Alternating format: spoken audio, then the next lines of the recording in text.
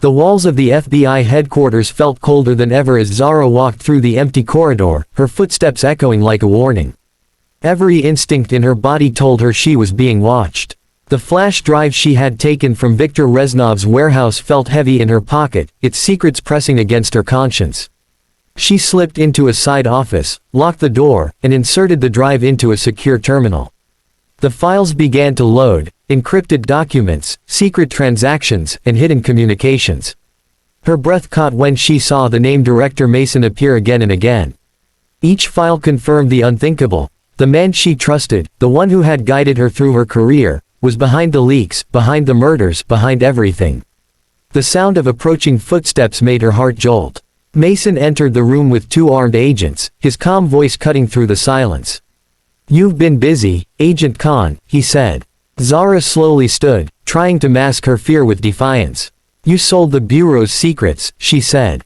"You let people die." Mason smiled faintly. "You think you know the truth.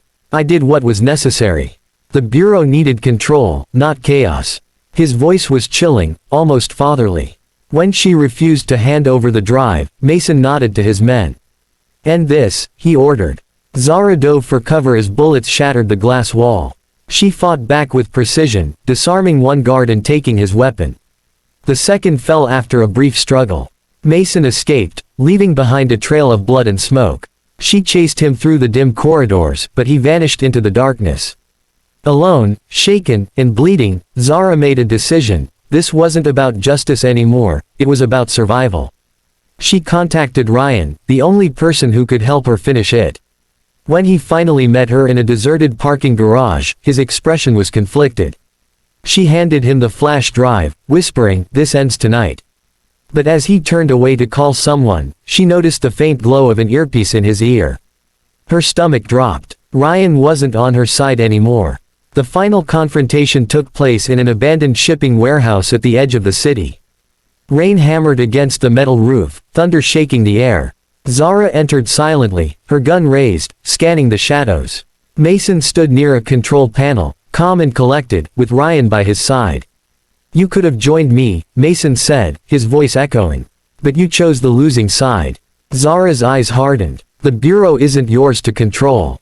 The standoff lasted seconds before chaos erupted. Gunfire flashed through the darkness, sparks from ricocheting bullets lit the scene like lightning.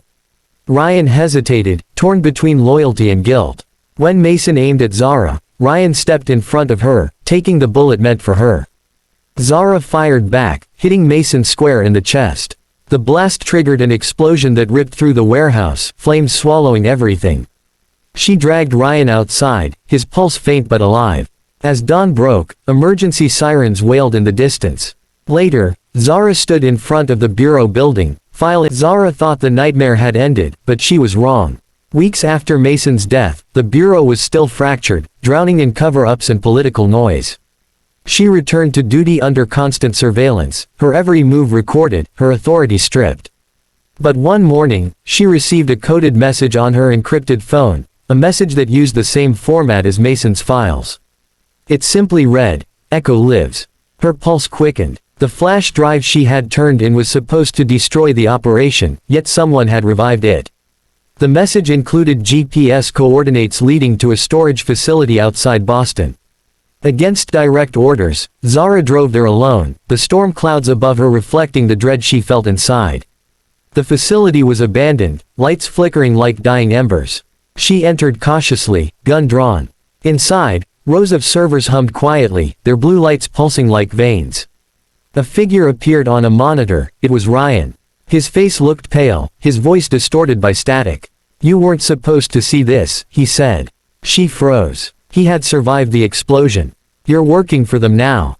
she asked. Ryan shook his head. "No, I'm trying to finish what we started." Mason wasn't the head, he was just one branch. Project Echo is bigger than the Bureau. Before she could respond, the feed cut out and the facility's alarms blared. Black SUVs pulled up outside. Men in unmarked uniforms stormed the building. Zara grabbed a hard drive from the server and escaped through a side exit, bullets ringing out behind her. Later that night, she analyzed the data she had stolen. The drive contained surveillance logs, biometric scans, and files labeled, "Civilian Control Protocol." The operation wasn't just leaking information, it was manipulating law enforcement databases to profile and eliminate potential threats to private contractors. It was no longer about corruption, it was about control. Zara contacted an investigative journalist named Ethan Ward, one of the few people she trusted outside the bureau. Together, they agreed to expose Project Echo publicly. But before they could go live, Zara's apartment was raided. Ethan was taken, and she barely escaped with her life. The only clue left behind was a note pinned to her wall: "You can't fight what you don't understand." Episode 8 opened with Zara on the run, labeled a traitor by her own agency. The Bureau issued a nationwide manhunt, branding her a rogue agent who had stolen classified material. Every digital trail she left was tracked, every ally silenced. But she refused to give up. She discovered that Project Echo was now operating under a new name, Shadow Directive. It was hidden inside a multinational security company that secretly employed former FBI, CIA, and military officers. Zara infiltrated one of their data centers disguised as a systems auditor. Inside, she found evidence connecting high-ranking government officials to illegal surveillance programs. The final act erupted in chaos when the security team discovered her identity. Alarms screamed, lights flashed red, and Zara fought her way through armed guards, every movement fueled by desperation. She reached the control room and uploaded the stolen files to a global server, broadcasting them live to the media. As helicopters circled above, she whispered into her earpiece, "Truth doesn't die in silence." Explosions rocked the facility, and the feed cut to black. Hours later, across every major news network, headlines read, "FBI agent exposes global shadow network." But Zara was gone. No body was found, only her badge, burned and half buried in the rubble. Somewhere, in a dark room filled with glowing monitors, a new message appeared on screen: Echo 3, initialization complete.